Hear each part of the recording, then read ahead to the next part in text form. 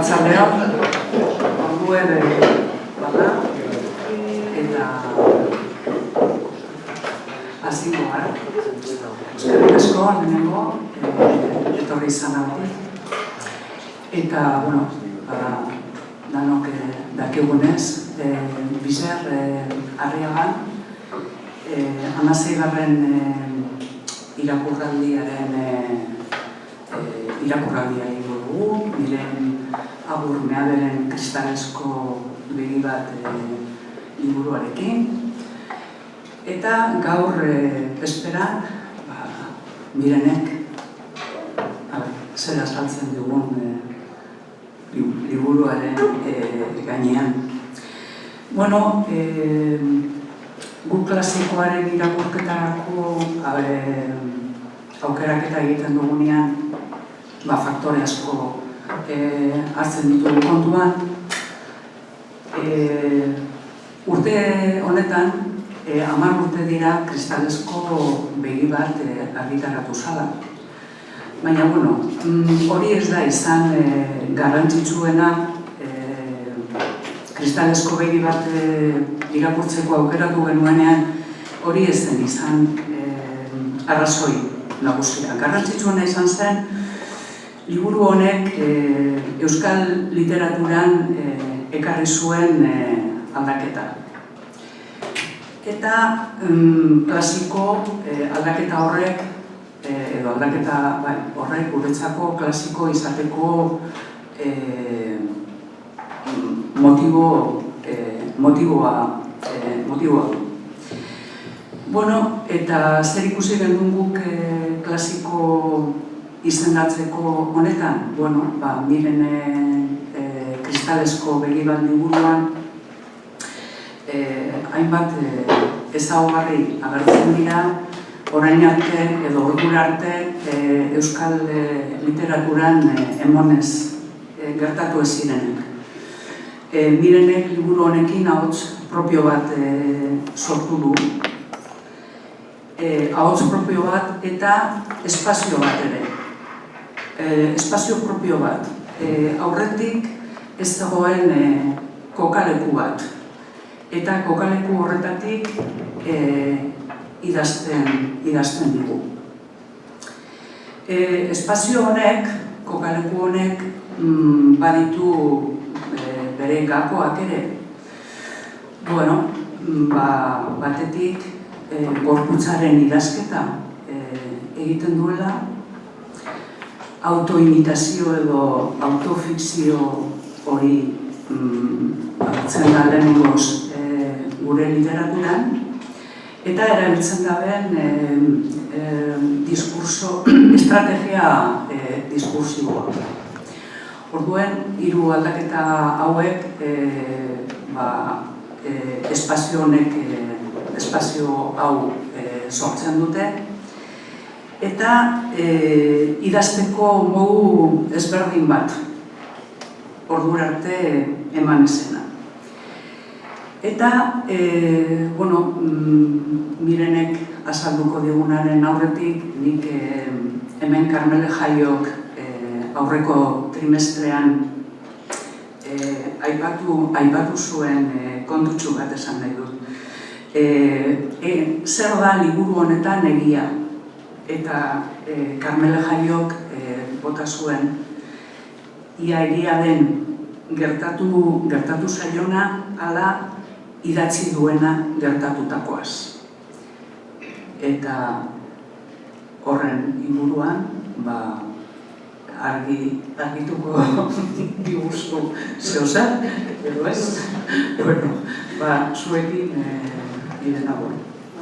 Bueno, arratsaldeon lan hori eta benetan eskerrik asko etortziaren, batek esan duztan. Oso egon zeume klasikoa zara, bueno, klantxinako txuba beti xanaz.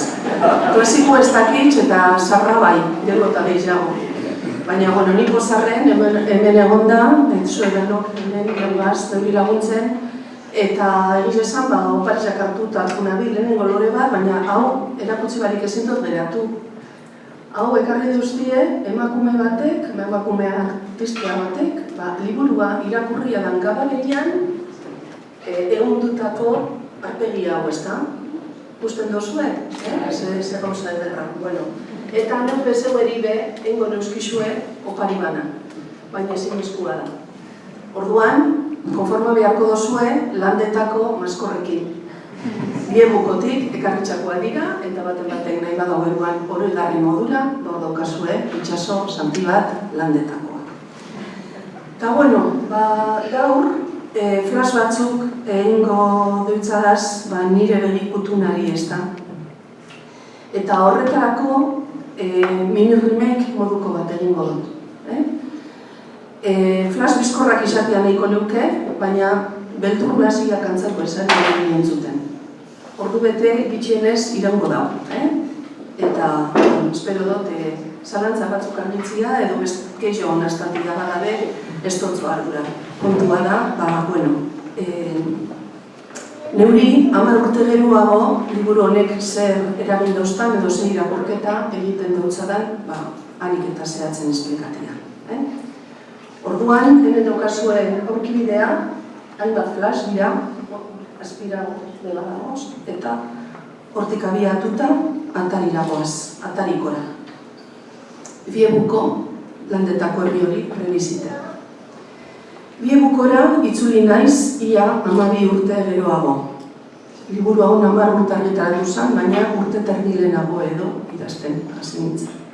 Semeak ekarri nau. Esan dio deituko dio dala bihar bila etortzeko. Bai ez berak. Zertar etorri zara ama? Ez dakizu urtero Arriagan egiten den irakurraldi hori? Aurten kristalezko begi bat aukeratu dute, baina bezperan hitzaldi bat eman behar dut eta hemen egoteak lagunduko deuz gogo eta girotzen. Ondino be txokolate horri bueltak emoten segidu behar dozu? Liburuak harrera beroa izan zuen argitaratu zenean, kontrako kritikaren bat ere izan arren. Aurkezpenetik bertatik saiatu nintzen, obrari buruzko metaliteratura konbintzentea egiten. Diskurtso bat prestatu behar izan nuen elkarrizketei ganoraz erantzuteko. Dozenaka horri idatzi ditut liburu horren gainean. Eta ez dut esango, ariketa antzua izan denik, baina bai txart eginda geratzeko modukoa. Zeinak eta bisok sarritan egiten dugu barre elkarrekin. Jendeak esaten badio, ama abila duela, hause erantzuten du berak. Bai, abila tamainan, sekule ez dit kroketarik egiten. Ez naiz dunako etxean instalatu, legaion behar hartan. Jabeek, orduan adizkide dituenak, ez didakete gaur etxea eskainiko. Gainera, orain ez dit buru austerik eragiten alokairuan diru apur bat gastatzeak. Nire denbora eta indarra idazkuntzari dedikatzeko erabakia hartzea eta neure burua idazle gisa aldarrikatzea batera etorri ziren. Autoafirmazio ekintza bat izan zen. Bere konplexu eta beldur guztiekin jardun arren, muga horiek gainditu nahi zituen emakume sortzaile baten hautua. Pauso bat luzatzea aurrera. Astebururako hartu dut Le Estudio Rouge de la Gare. Kolore artean dabil kontua beraz, lehen legaion behar, orain Le Estudio Rouge. 21 metroko gela bat da. Hormak izan ezik, beste guztia gorrizka da. Aulkizak, lampara, komuniontzizaren tapabarne. Badu, Matisseren kuadro impresionista ospetsuaren nolabaiteko antza, L'Atelier de l'Artiste Arena. Behin-behinean bada ere, tailerra izango dut neuk ere gelau. Armairuaren saietzean argazki bilduma bat dago josita. Itxarlakua, pinudia, ondartza, bizikletak, surf-olak. Azken horrek, hemen ekarri dit gogora nahita ez, olatuen baitale. Formula praktikoa izan daitekeelakoan argazkitan emango dut neuk ere kristalesko begi bat, nire begikutunaren flash orokorrak. Amaigabea bezain gogaikarria bailitzateke begi hori ertz guztietatik deskribatzea. Gainera, aleinduko naiz era dialogikoan egiten, alegia, liburu hori eta ondorengoak solasean jarrita. Lehenengo flasha. Hortulau plantak egiten dituen idazlea. Eguraldi ederra dago. Lehen errekadua supermerkatura. hiruzpalau gauzatxu oskailua hornitzeko. Simoneren loradendara ere inguratu naiz. Itxita zegoen, arraroa. Esan behar diot beinola irakurle talde batek kalendula hasia oparitu zizkidala, afinitatearen seinale. Beste toki batean kuku egin eta Akitaniako itsasargien erreprodukzio pare bat erosi dut. Markoa ipinita polito geratuko dira Miramarren, hortuko etxetxoan. Ai, Miramar, eman didazu bat jokoa, hortulau plantak egiteko. Kristalesko begi batean, baratzea lantzearekin konparatu nuen idazkuntza. Uan ez da kapituluan zehazki. Hauxe dinot. Bizitzako gertaerak gogorarazten dituzten momentu ieskorrak begiztatu ditut hemen baratzean.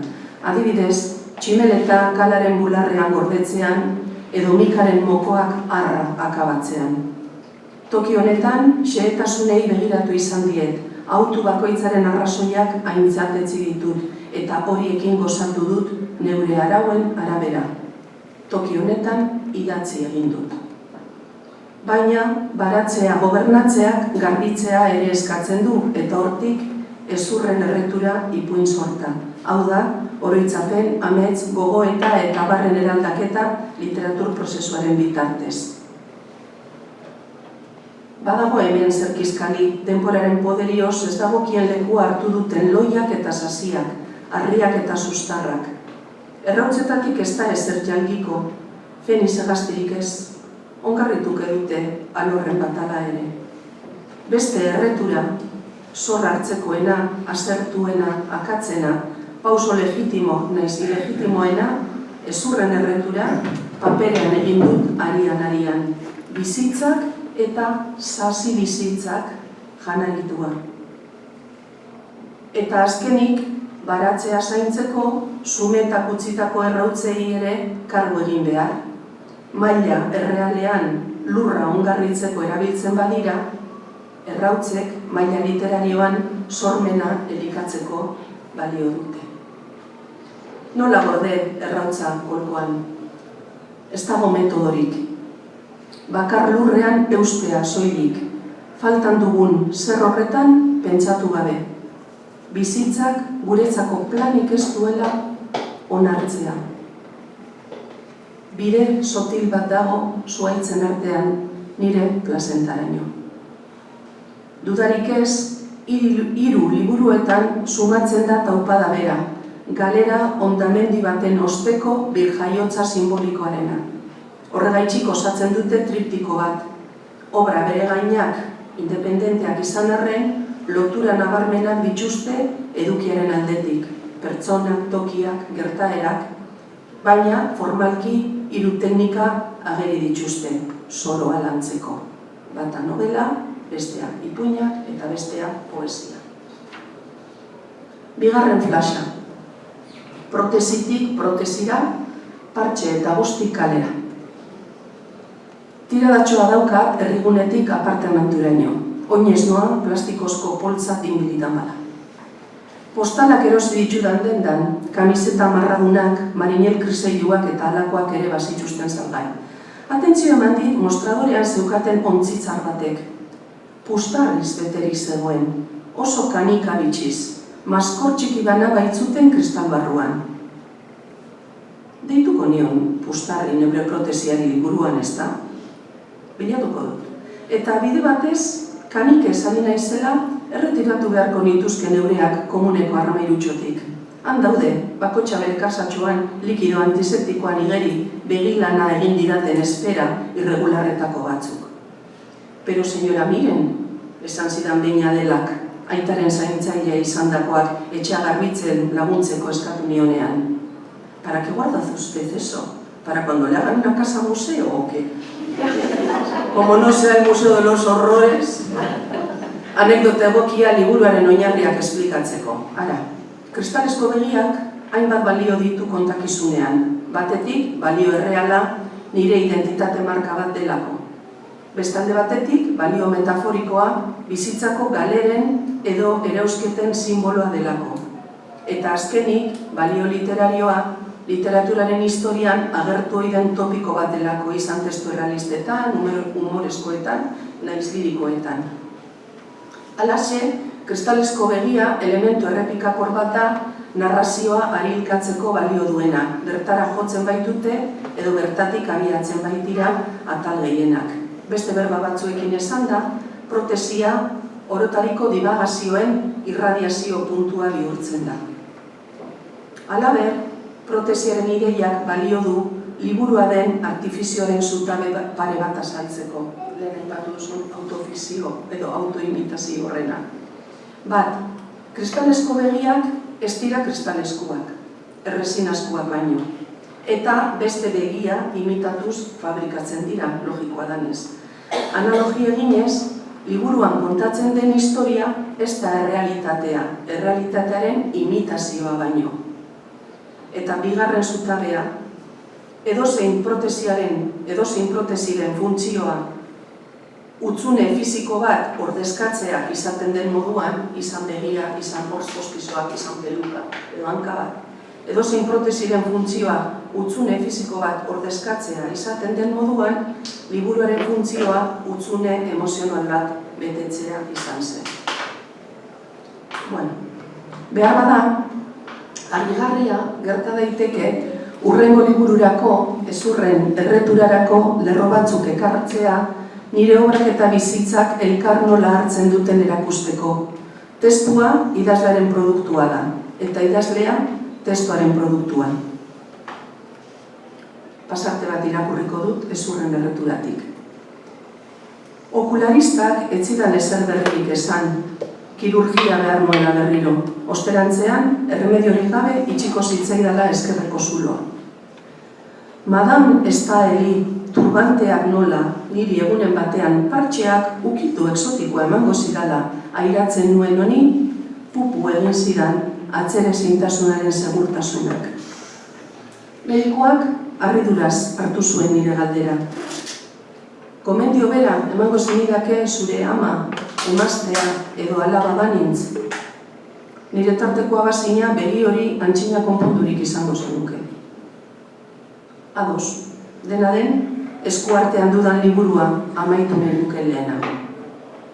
Labur bilduz, liburua amaitu, ezurren erretura amaitu eta kirofano bueltekin hasi nintzen.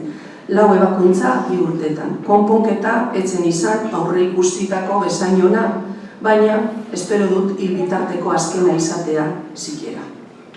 Betidanik jakin dut, keinu egitea, etzela sekula izango seduzio arma bat nire kasuan.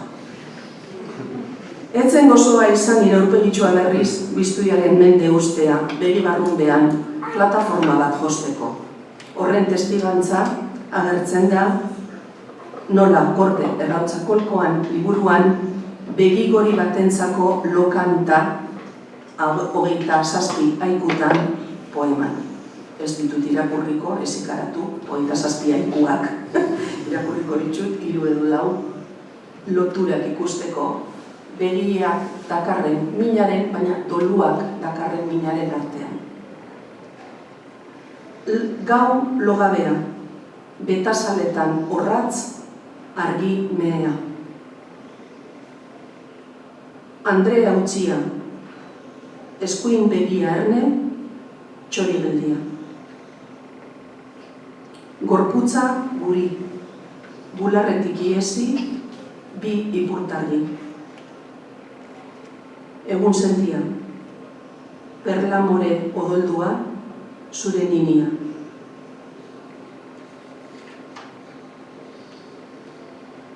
Oinazkidia, pupuan trapua eta olio horia. Suspertu bezain pronto, eskolaz eskola hasi eta umeen fantasia elikatzeko parada sortu zitzaidan. Ahozabarik begiratzen zidaten gelako atetik sartu orduko, eta nik lasai asko abesten nien. Ni naiz idazle pirata, ni naiz idazle pirata, magikoa du nitxa plata. 3. flasha, autorretratua, ariketa kirurgikoa. Tripazorriak, baskariarin egingo dut, entsalada epel bat eta fruta. Kanpoan jango dut, estudiopean jardintxo bat dago eta kapela jantzi eta banoa. Izan ere, emakume kapeladuna naiz. Emakume kapeladuna naiz, badakizu nor. Hondartza gurmatzuan inoren inizialak idatzi zituena. Lurrean bere inizialak hiltze batez grabatu zituena. Inizial oro, baina ezabatu egiten dute olatuek edo euriak balantzaren oreka izorratzeko. Emakume horrek leku aldaketa esanguratsu bat egin du, inoren izenetik bere izenera, eta ikasbidea izan du iragankortasuna. Geroago, helduaro betean, emakume katuduna bilakatu nintzen, baina orduan ere, hilda, hilda bere katua, katu musa, katu maisua, katu nobio idazkaria, filosofo eta zaindaria. Helduaroko emakume horrek lekualdaketa mingarri bat egin du, dolu batetik beste dolu batera, eta ikasbidea izan du onarpena. Txesak naiz jardinean, ez dago infusio lasaigarri mailan, kirpes fresko bat baino. Kuadernoa zabaldu dut, beti izango naiz emakume kaierduna. Autorretratuak, orain aipatu ditut batzuk, konstante bat dira nire lanetan. Zein da arrazoia? Narcisismoa? Ez. Norberaren burua analizatzea, norberaren irudia eguneratzea, eta bai esparru pribatuan, eta bai esparru publikoan, norbera nola ikustea nahi den berrestea baino. Egin ditudan autorretratu zailenak, kristalesko begi batean daude, bata fisikoa, bestea psikologikoa. Autoerretratua atala eta adin arriskutsua atala. Non geratu da pudorea, galdetu zidaten Sautrela saioan. Enaiz gogoratzen zer erantzun nuen, baina protagonistaren jarrera bai gogoratzen dut. Une batean, Meibik esaten du. Berdin zait nitaz eta idazten ari naizen honetaz egiten ari zaren edozein jusku. Esaldi hori lurraldetasun keinua zen, ezi bat jartzea askatasunez adierazten jarraitzeko. Beharrezkoa iruditzen zitzaidan aldaketaren adina deitzen den horri buruz hitz egitea, menopausia izan den tabuari buruz. Nik iraultza intimo baten moduan bizi izan nuen eta neure erara egin nion aurre, liburu bat idatzita. Kontua etzen hilekoari agur esatea, baizik eta bizitzako parametroak berdefinitzeko kinkari erantzutea. Adrien Richeri galdetu bezala, zer egiteko asmoa duzu geratzen zaizun bizi denborarekin? Neure burua ezagutzeko idatzi dut beti, neure lehen solaskidea ni neu naizidako. Bi atal horiek, autorretratua eta adin arriskutsua, bi disekzio dira, eta bi teknika medikorekin dute zerikusia, enukleazioa eta mamografia. Horregatik agertzen dira liburuan agertzen diren tokian. Gainera, lotura zuzena daukate ispilua atalean azaldutako planteamenduarekin. Atzo Josu Muñoz eta azaldu zuena. Kuadro batean, errenazimentuko dama bat ageri da kabailete baten aurrean jarrita. Ezkerreskuan ispilu bat dauka, eta aurpegia islatzen zaio bertan. Eskuin eskuarekin pintzel bati eusten dio. Andreak bere erretratua pintatzen diardu mihisean. 3 aldiz agertzen da horren bestez Andrearen irudia. Sujetu gisa eserlekuan eta objektu gisa ispiluan eta pinturan. Isla joko hirukoitz horretan ideia hau berretsi dut. Autobeak eta zorputzaren abiapuntua eta xedea izan litekeela. Horixe da. Azer erreman zidan ideia hau defenditzeak. Norberaren burua aztertzea izan daiteke sormen prozesuaren alfa eta omega. Laugarren flasha. Nor da Ani Ernoren beldur?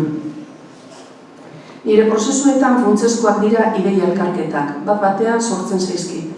Horrelaxe etorri zait flash honen izenburua ere. Bada film bat, 1976koa, Elizabeth Taylor eta Richard Burtonek parte hartzen dutenak, aktore nagusiak dira, eta izenburua, nor da Virginia Woolfen beldur? Kien teme a Virginia Woolf? Galdera hori pelikularen amaieran botatzen da, eta erantzuna da, ni naiz haren beldur. Zergatik beldur hori?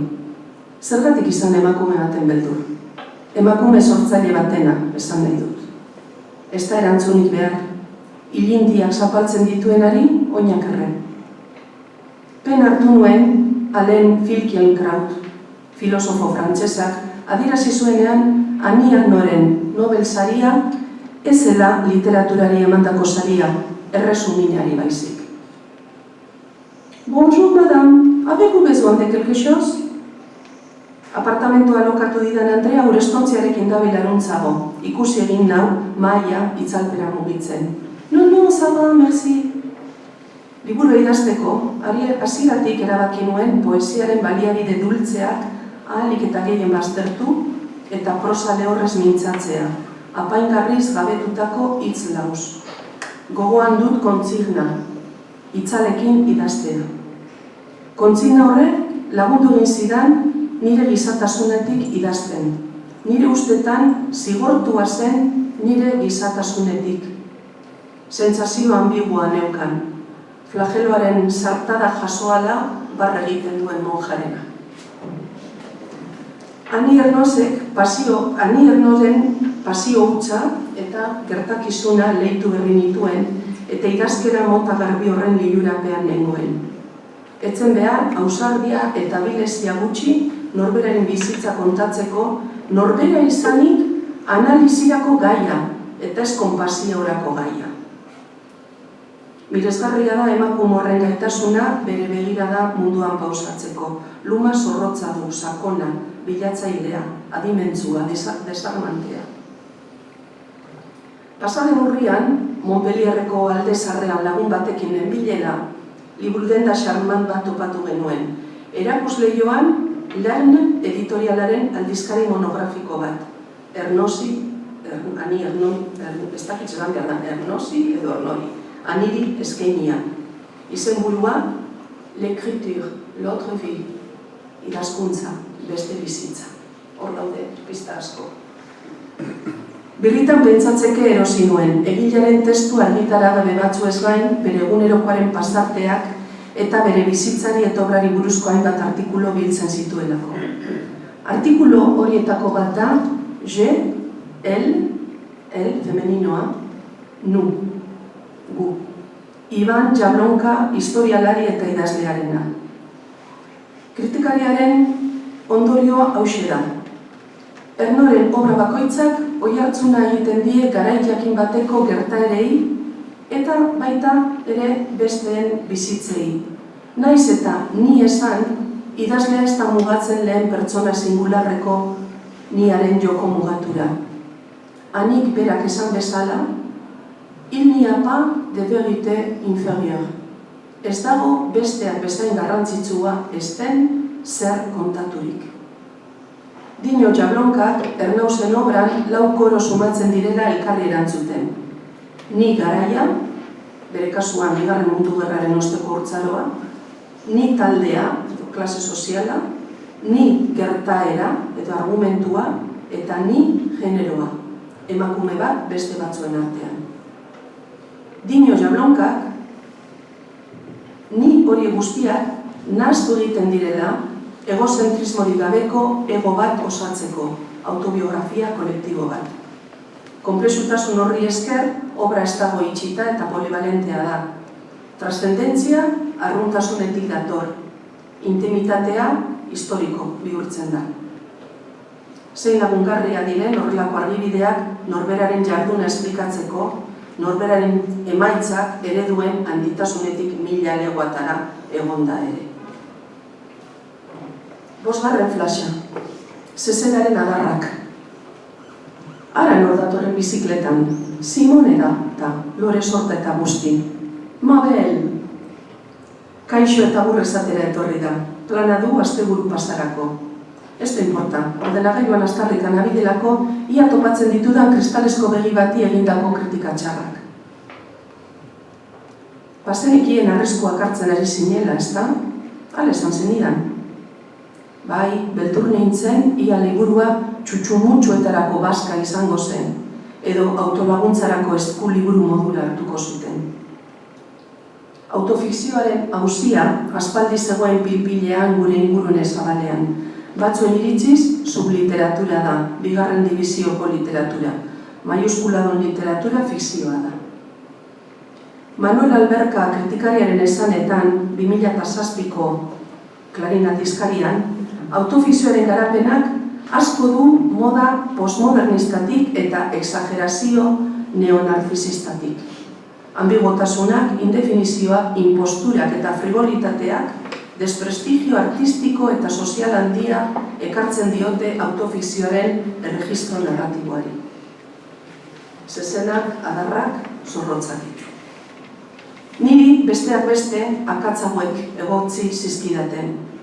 Norberaren burua pertsonaia bihurtzeak izan lezakeen nartzisismo gutsua. Intimitateaz hain modu zuzenean hitz egiteko pudore falta. Protagonista eredu erromantikoaren menpe egotea eta pasarte batzuen lirikotasun gehiegizkoa. Nire argudioak kontra egiteko hauexek. Bat, edozein bizitza arruntena izan da ere kontatzeko bezain duina da, eta gainera balorizatu egin daiteke literatur tratararen bidez. Bi, intimitatearen balioa erlatiboa da. Hiru, liburuan islatzen direnak tradizioz hain errotua dugun eredu afektibo erromantikoaren eta burujabetasunaren arteko kontraesanak dira. Eta lau, idazlea bere honena ematera behartuta dagoenez, zilegi du hobekien datozkion erregistroak erabiltzea. Ala proxean Simon badoa, eta nizertan ari nizaren, ondartzan, ibili beharra. 6. flasha, modus operandi. 10 urte izango dituzte, guzti-guztita daude. Egiten ari diren eraikinari emanda, ez dute uraren hotza sentitzen. Tontorraren itxura aldatu egiten da, area eskukadak gehitu ala. Une honetan, sumendia dirudi, laba dariola. Umeak hitz eta pitz dabiltza. Soldaduak dira, edo aztiak, printzesak, borreroak, mamuak, bufoiak, monjeak edo erregeak beren fantasia asko gaztelu horretan. Hemen berriz, beste ideia elkarketa bat. Bat-batean, umeon parlantzua, berbaroa, Juan Marseren Aventizen adibide bat bilakatu da. Aventizak, edo abenturak, gerra osteko ume pobreen dibertsio gogokoena omen ziren, kormoan jarrita eta ordena zainduta laguntxo bakoitzak asmatzen zituen bere abenturak. Norbera izaten zen protagonista, bere izen propioarekin, eta kideak bihurtzen zituen partaide, bakoitzari bere rola esleituta. Ez alda hori autofikzioaren mekanismo espontaneo eta oinarrizkoena?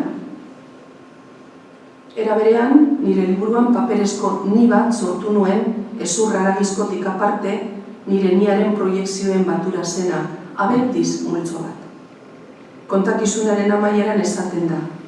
Nire beste ni bat sortuz joan da hemen, pizka bat izukaitza, nire aginduetatik iez egun gura izan baitu, bere kabuz itxuratzeko, eta utzi egin diot. Errealitatearekin tratuan ibiltzen gara fikzioa eraikitzeko, hori egiten dugun unetik pertsonaia bihurtzen gara. Onerako, txarrerako. Hor dabiltza umeak, ondar tontorra gizendu eginda alboetatik eta kamustu gainetik. Halako moldez non gaztelua zena orain emakume baten gorputza dirudien, biguna eta zabala. Zer da? Historiarreko Venus bat? Edo ni neu sartzalbaren atarian. Ez daukataren medizorik. Nire eskuin begiak pausatzen den tokitik analogiak erauziko ditu beti. Horra hor nire modus operandia. Erauzi ez da hitzamurra, baina bai sendoa. Begi bat erauzten dizute, hortzak edo azazkalak. Edo norberak erauzten dizkio raiak bere buruari neblegez eme utzi nuenean. Zirujauen doenetako bat horretan datzain zuzen ere, erauzketatik ahalik eta trauma anatomiko txikiena agustea. Izan ere, Xole Golpe poeta irlandar amerikarrak Como escribir una canción de amor liburuan idatzi bezala, orbain bat ez da adar, hil eta astua. Umeak nekatu dira ondarra pilatzeaz. Gustatzen zaite maitza. Gorputz bat da, bai, etzan da. Maitasunerako edo heriotzarako ezin jakin. Eskulturaren inguruan kanal bat egin dute, urez bete dena segituan. Orduan, emakumea irla bilakatu da. Emakume bat bere bakardadean.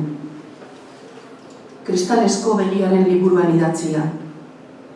Orain badakit, ezein amodiok en nauela sekula asereteko. Bada bakardade bat, ezerk asetzen ez duena. Erreturaren liburuan idatzia. Borondatezko bakartzaren uhartaren barrenean, bada beste uarte bat. Berezko bakardade asegaitzarena. Sarritan ez ikusiaren egiten diozu islote horri. Trampa egitea da, hori ez aitortzea. Errautzaren liburuan idatzia. Bakardadea askatasunaren plazenta da. 7. flasha. Drama Queensen zirkuitua edo autoerreformaren oinarri gramatikala. Maskorra batu ditut, eta gizia da, handagoz, hanguadik. Ezin muzin egin usta horri, apainketarako behintzat. Baten bat ipiniko dut almohadan, ia zer esan nahi didaten. Itxasoa mezuz beteri dago. Badator ilunabar gorri bipila. Ilundu baino lehen eman nahi diot bueltalakuari. Zenba denbora beharko dut. Ordu erdian egiten nuen lehenago. La promenade du lac, bestera batera bataiatu genuen idazle gazte batek eta biok orain dela 5 urte. Ez dut bere izena esango. Behinola, idazle gazte batek, mezu elektroniko bat bidali zidan esanez, landetan zegoela, sosegu bila, eta ezinbestean akordatzen zala nirekin, bera ere atasa bikoitzean murgilduta zegoelako. Sormenaren atasa eta desamodioaren doluaren atasa. Idatzi zidan esanez, zeuri moduan nago landetan eta derrigor idatzi behar izan dizut, eta ni posarre. Neu baino indartzuago iruditu zitzaidan, ni baino 30 urte gazteagoa izan arren. Nire belaunaldiak material gutxiago izan du eskura alfabetatze sentimentalari dagokionez. Soilik izan ditugu metodo zaharkituak, gure amek testamentuan utzitakoak. Horrelaxe, hasi zen, idazle gazte horren eta nire arteko adizkidetasuna eta hortik datorkio gure deitura konplizea. Lakuko pasealekuri gure artean Drama Queensen zirkuitua deitzen diogu. Tamarizen horriek kaligrafia sekretua ematen dute argi kontran. Naturareko vinkulazio semantiko hori 19. mendekoa dozu miren agurtxu. Baina zer, begi esploratzailea beti dabil zantzu bila. Txoribi adar batean, nolakoa ote da euren arteko harremana? Parekiden moduan jokatuko dute, ala bata bestaren aurrean definitu beharra sentituko dute. Ezurren erreturan, zutik iraun eta galbidearen zirkulutik irteteko premia obsesiboa zen. Horregatik, hitzen bidezko esorzismoa era honetara. Hala agertzen da, pasarte batean. Eta deitura propio bat akuñatu ezkero, Andre usatua esaterako. Ez da etiketa gutxieslea, humorezkoa baino, zabala, begirunetsua. Andre usatua naiz. Andre usatua gara. Gauza ugari egiten usaturik, oitxuri gaude, ez gara hasi berriak. Denborari joan akusaturik gaude, igaturik. Ez dauzkagu gaztetako doainak, baina hori ez da kezkabidea belauneko artrosiaren edo kolesterolaren aldean. Eta bat baino gehiago malamaneran usaturik edo erabilirik. Inoren komenientzian aritu izan gara, trebatu gabeen akatsa eginez. Stop, aurrizkien aroan nago. Horra hor beste autoerretratu bat, singular plurala. Banoa. Kras-kras egiten dute maskorrek elkarri igurtzika nire bizkar zorroan. Kirrizkarraz egiten digute egoek bizkarretik jaio nahian, ezurdura loka usten digutela. Nola gorde errautzaneko poema bat. Aurrizkien aroan gaude. Lexemen xirmi xarmatut akuilu erreturan. Ideiak letraz letra eratzean egiten zait, meteorito batez erditzear nagoela. Desereki, ez jabetu, ez maitatu, desikasi. Hitz bakoitza, untza bat da, eta bere musika dauka. Metamorfosiaren mirariak hizkuntzan du iturria. Metamorfosia, erreforma. Erreforma eta aurrizkibidea. Zenbait hitz eratorri. Kontrarreforma, posterreforma, suberreforma, aurre-erreforma, para-erreforma, pro-erreforma, ko-erreforma, autoerreforma. Azkenaren aldeko autua egiten dut. Inork ezin du egin gimnasiaren nire partez. 8. flasha. Muskuilu jana maitale ohi batekin eta kristalzatien paralelismoa. Erlojoa dino, ordu bete eta 6 minuto bihar esan ditxu dala kubira egiteko. Lehen ordu bete, ordu bete eta 6 minuto. Liburua idazten ari nintzela, esan nionean, editoreak galdetu bazidan, emakume zar bati buruz idazten zabiltza? Zer esango lidake orain? Zaunkak, txakur bat nigana, lafita nahien furgoneta txalet baten aurrian. Ei, esan dio txakurrari, astu nizaren itazala. Berandu dabiltza banaketa egiten, norrote da, Remi ala Jacques. Irribarre egin dit atera denean, Remi da, maitatzeko moduko gizon bat. Esan behar diot, irakurle talde batean pena zeukatela, enuelako hasi bizi berri bat landetan berarekin. Azken entrega izan da, bukatu du gaurkoz, egin dit diozan. Nahi duzu nirekin afaldu? Muskuilua badira bai, bestela ez. Dunako jatetxe hartara joan gara, muskuiluak landatarrerara eta biharnoko Juranzon zuria. Txado. Nolatan hemen berriro, lanera horrein ere? Egunean jarri gara gure gora beren gainean, urdinduz doa bizitza, berak ere urdinduta dauka bibotea. Eta dorpeanik kopa bota du lurrera, zurk geratu naiz, zerbitzariak erratza pasatu bitartean. Lasai, dinoz Renik. Ez da horregaitxik. Kristal puskatxo horietan pentsatzen ari nintzen. Bueno, zati solteek potentzial berezia dute. Aportutako zatiek, ia, azalduko didazu nola. Nik sarritan, txatal solteak josten ditut, password lan bat egiten ariko banintz bezala. Nire pultzua idazteko zatikakoa da, kolasea. Bai, argazkiak deskonposatzen ditugunean bezala, pixelak bereizten ditugu. Orduan, zure lanak pizatxo osaturik daude, eta filosofia merkean ari gara eguna erramatatzeko. Txatal bat hurbiletik ez dela ezer, baina distantzia batetik begiratuta osotasun harmoniko baten parte da. Paralelismo hori egin daiteke nire lanen egiturari dagokionez. Esan pixel, nota, tesela, zelula edo kristalzati. Bueno, nik uste dut ez bakarrik idazlanei dagokienez, dino Remik, memoriarekin ere gauza bera gertatzen da. Bai, eta bizitzarekin, esan bestela zer da bizitza, memoria ez bada.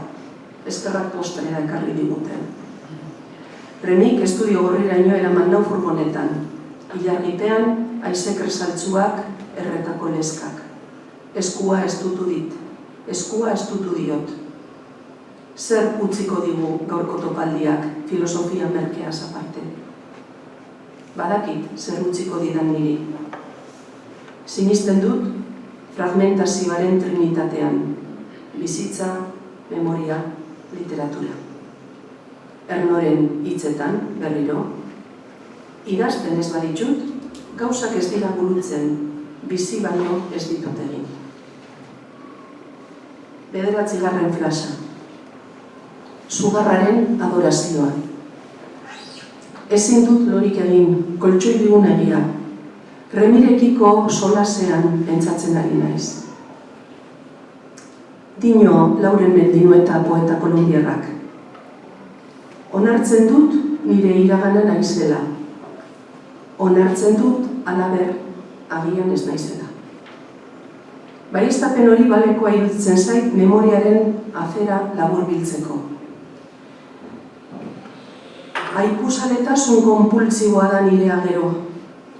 Nire pretentzio intelektualak saldu daude liburu honak irakurtzen ditudan bitartean eta aipuak apuntatu.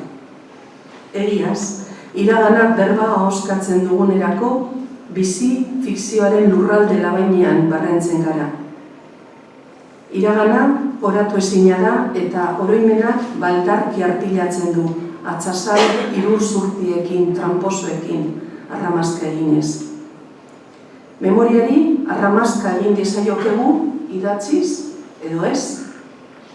Idazlearen eta edozein pertsonaren arteko desberdintasun bakarra zera da, hitza erabiltzeko ofizioa, besterik ez. Sakratua iruditzen zait isiltasuna. Lokartu naiz, antza, eta tupustean esnatu geroxeago egarrituta, ez amez gaizto baten kausa zorionez izaten nituen ba, amez txarrak ordu partan. Ez dago ardirik, okerrezpanago ostalariak esan dit, mesanotxeko tiraderan bazela kandelaren bat. Detailea. Piztu indarko dut komunera joateko. Etiketa dotorea dauka. Perfumatua da. Usainak sudurrobiak atsegindu dizkit pixaren bitartean. Kandelaren sugarrari begira nago. Sugarra mina da. Luzaroan adoratu nuen nire mina. Sugarrura iraungi itzali izan balitz, enuken egingo egindudan bidaia, metamorfosia, autorreforma, ez bizitzan, ez literatura. Sugarra sormena da. Beti adoratuko du sugarra. Suaren bila filmeko pertsonaia maitagarriaiek bezala, En busca del fuego, bizirauteko, bai bizitzan, bai literaturan. Maria Zambrano esan zuen, poeta da. Nik dinot, sugarra da. Poetak sugarrari esker bereizten ditu berbak pentsamentuaren putzu ilunean.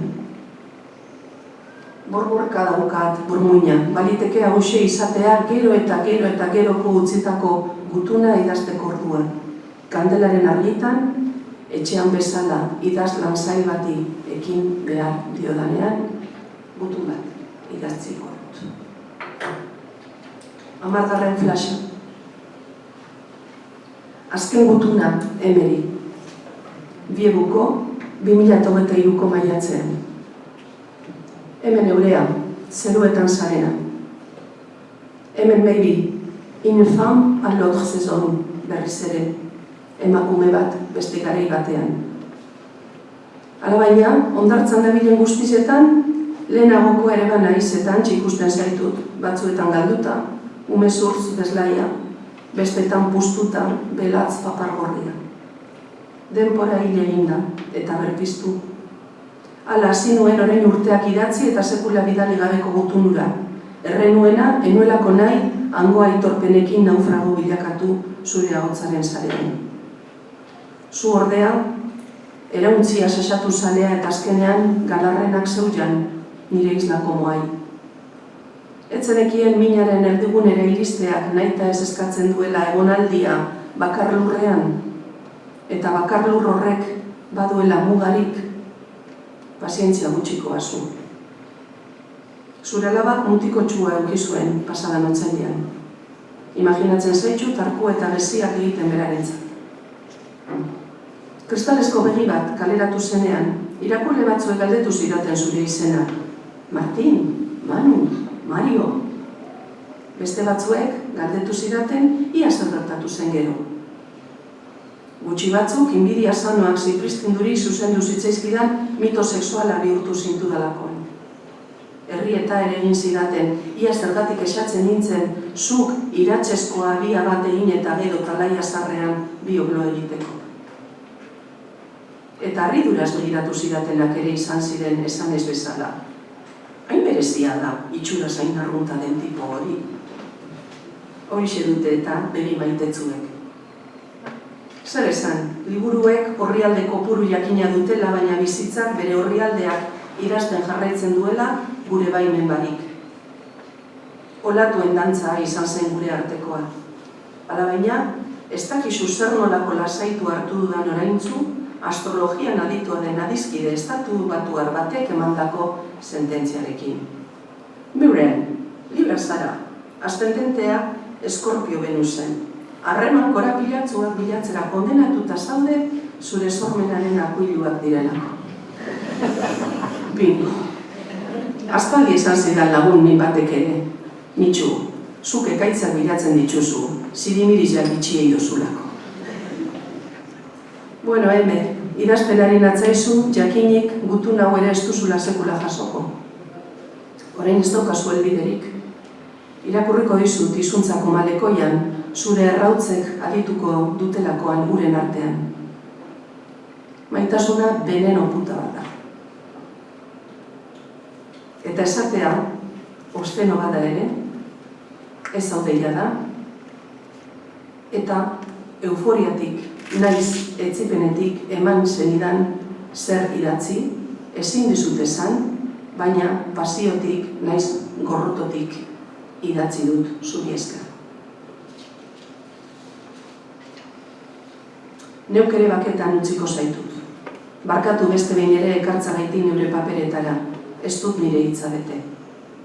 Eta saldan azazu plusaren tentaziotik. Maybe. 11. flasha. Eta agarren zerrenda. Goizaldea, oskirrikanago, kafea egingo dut.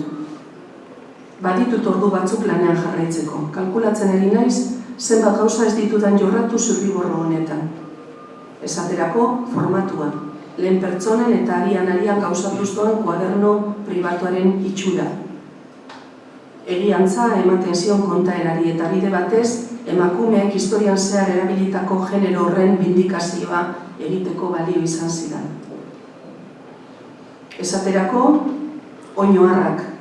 Atalen amaieran letra etzanez agiri diren horiek, gai bati buruz idaztean sortzen zitzaizkidan galderak, garatzekotan utzitako aztergaiak, oraindik behar beste hausnartu gabeko kontuak, bai pertsonalak, bai literarioak. Esaterako, zu, misteriotsua, nor da zu hori, liburuan. Bere esperientziatik idazlaren esperientziaren berri izan nahi duen edonor. Batzuetan irakurlea da, hasieratik, narratzaileak itun bat egiten duelako irakurlearekin, ari zuzentzen zaio, konplizitatea eskatzen dio, galderak luzatzen, zalantzak aurkezten, baita justifikazioak ematen ere, beste aldean dagoen solaskide isil horren erreakzioak sumatzen dituenean. Horra hor, intimitate paradogikoa. Irakurtzeko ekintzan, irakurleak egilearen ahotsa aditzen du eta bere ahots mutuarekin erantzuten dio. Eta beste gai batzuk ere aipatu gabe geratuko dira. Edo aipatuta bakarrik. Familiaren ondare psikologiko onuragarriak eta kaltegarriak, bizitzaren eta artearen iragankortasuna, adizkidetasunaren balioa, min pertsonalari etekin literarioa ateratzearen zilegitasuna, sentimentalismoaren argulloa, eta abar. Eta abar, eta abar, nibir eta nabar. 12. flasha. L'écriture, bien sûr, idazkera, seguru, mais la post-littérature? Lehiotik ikusi dut semea. 5 minitxu! Piztarizua bota diot apartamentuari ezer ez usteko. Kuadernua poltsan, horixe da garrantzitsuena. Apunte hori forma eman behar orain. Liburaren amaieran, galdera delikatu bat egiten nion neure buruari kristalesko begi baten. Ia nire proposamenura argitaratu eta gero, erro-erroko isiltasuna ikasi beharko ote nuen. Idazkera, xemin pribe, bide pribatua bihurtu. Irakurriei esker, zuaidanoi esker, nire bideak zabalik dirau, bideideak topatzeko irekitan. Hala ere, Andre Girek esan bezala, literatura hon egiteko ez dira nahiko sentimentu honak eta intentzio honak. Idaztea, atasa, trinko eta astitzua da. Ur ez ezagunetan menturatzea da idaztea, eta arraunari, boligrafoari, eragin eta eragitea. Idazleok ekinean jarraitu behar dugu, bestela pasatzan inkatuko litzaiguke bihotzean daukagun kristalesko makila. Eta trabatu, eta abortu. Azka eta puska beti anedotak aukeratu, hitzeatzak non zein ipini, berezkotasuna itxuratu, pasarteen arteko listaria ez galdu, sakontasuna, sakonkeria bilakaztanin saiatu, egoeren naiz barne egoeren intonazioa nabartu, eta abar. Izugarri eskertzen dut baten batek nire ordez gidatzea. Asteburu amonkorra ama, inspiraziorik? Inspirazioa ez da ezer. Ideia gauzatzea, horixe da inspirazioa. Hilda gero bezuk idazten zeiduko dozu. Idaztia kontsolatu eitzen hau, neure gatxetatik eta munduaren gatxetatik. Behiratu zelako aipu argigarrien bilduma egindodan astiburuan, poeten esaldiak. Ada Salas, poeta Extremadurakoak, dino, idaztea dala ezur brintza bat ateratzea lurpetik. Edo gure Castillo Suarezek esaten du, idaztea dala ondamendi batean ederra zer den ikustea. Eta, ama, zuretza zer da idaztea? Itsasbedarren artetik kurkulu bat desenradatzea. Kurkuluak ahots asko ditu belarrira eramaten dituzunean. Iraganarena, norberaren memoriarena, memoria kolektiboarena, gorputzaren ajeena, gorputzaren liluramenduena, bizipen traumatikoena, diskurtso normatiboaren aurkako resistentziarena. Ama, zu beti solenne, ez dakit ba. Postliteraturaren aroan, ez dut esan ba, aurrizkien aroan gaudela postliteratura. Zer, azaldu apur bat. Nik egin dut kukuren bat Wikipedian eta ulertu duena gaitxik, esan nahi dau. Literatura munduan bere toki aukan sasoia kadukatu indala. Halako zer edo zer. Sonambulismoaren eta simplifikazioaren aroan bizi gara. Liburuak idatzi eta imprimatzen dira, baina gutxik usten dute marka, ez dute bertute formatiborik. Ai, pikito de oro neuria, segi, asko ikasten duzuaz. Pentsamentu globalizatzailearen interesa edertasuna eta egia estaltzea da, metodikoki. Eta hori lortzeko taktiketako bat hedonismoa da. Ikusi telebistako programak adibidez. Horrek zer esan nahi da orduan. Arteak partida galduko duela mundua ulertu eta azaltzeko borrokan. Bueno, ama, zu lasai. Zu zer nahi zenduan. Pasatu dugu muga. Azken buruan, zer nahi nuen. Hauxe antziatu dut. Eta hori da, kristalesko begi baten azken atala. Hauxe antziatu dut. Isilik egin dugu etxerainoko bidea. Hauxe antziatu nuen orduan. Argumentu simple bat, esaldi zehatzetan eta logikaz trenkaturiko paragrafo laburretan ematea. Neure bizipenen bermearekin, heltzear den itxaropenaren bulkadarekin. Orain, hauxe da, nahi izan dudana. Gogo eta ertain bat eskaintzea, flash hautatu batzuen eta atmosfera sinezgarri baten bitartez, nire obren hainbat pasarte solasean ipinita, langintza honek behar duen apaltasunarekin, baina asko jaso duen idazle honen eskerronarekin.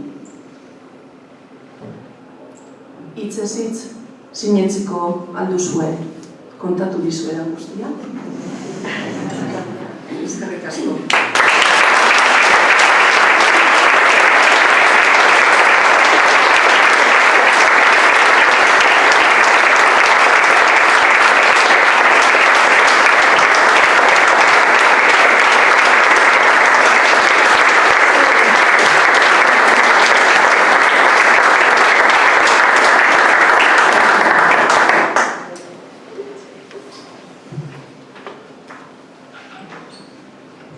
Ez badago galderari?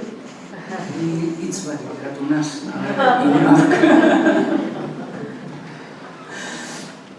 bat geratu? Ni geratu nazela hitz bari. Inork ez bago ezer esango, nik eskerron bero-beroa benetan danontzako, baina bereziki nahi ditut eskerron batzuk berritu. Hemen aipatu ditudan mua batzuk gainditzen lagundu zidaten lagunei. Eta hemen daude gehienak etorgatik uste du merezi ditela aipatzea. Katiz Agirre, Isabel Castillo, Asun Landa Mendide, Arrate Mardaras, Iñaki Mendizabal, Lourdes Unzueta, Eukene Martin, Josune Muñoz, Maite Serna, Ana Urquiza eta Tere Cortázar.